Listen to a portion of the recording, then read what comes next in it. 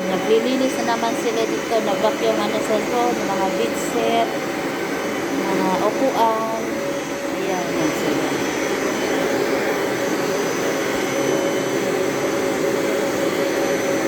Tingnan mo. Yung isa Pilipino. Tapos, andito naman, gamit dito. Yan naman sila. Nagbalik sila doon ganito.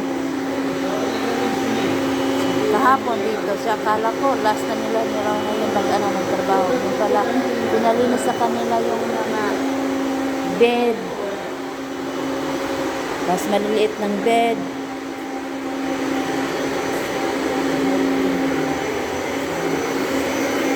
Ang ginagawa nila.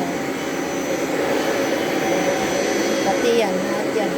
Babacuum nila. Vacuum yan para sa kortina, sa bed, pangsuyop ng alikabok kumbaga. Sinusuyop.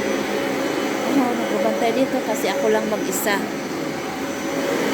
I hope nagustuhan po ninyo yung video ko. Thank you. I love you all.